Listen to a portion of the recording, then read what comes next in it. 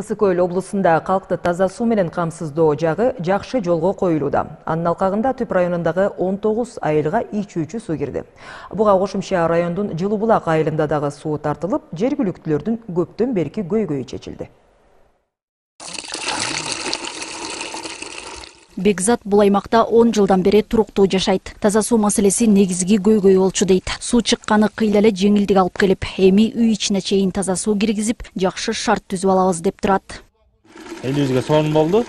Буга чейин таза суу түшкө чейин акса, азыр күнү түнү биздин үйүбүздө агат. Бул суу менен мал салыбызды сугарып, үйүбүзгө кирип, эми өзүбүзгө условия түзүп алалы деп атабыз. Душ туалет салып, тоң бойт үйүбүзгө кирип алдык баарыбыз. 1700дөн ашык калкы бар Жылуу Булак айылына 30 жылдан бери суу жетпей келген. Таза суу эле эмес, агын сууга да жакыр аймакка эми ичүүчү суу чыгарылып, жергиликтүүлөр кубанып турат. Айыл эли буга чейин бир канча чакырымдан ташып ичишчү. Азыр жашоочулардын 100% көптөн күткөн таза суу менен камсыз болду.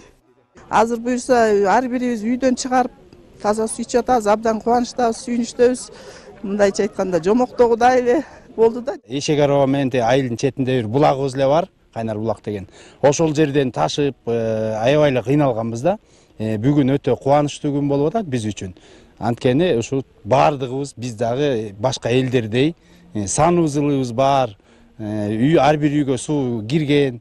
Долбоор Дүйнөлүк банктын каржылоосу менен 58 миллион сомго жүзөгө ашырылды. Мындай аракет өлкөнүн Ысык Көл, Ош, Чүй облустарында жигердүү ишке ашып жатат. Мында жалпы 95 айылды таза суу менен камсыздоо максаты коюлган.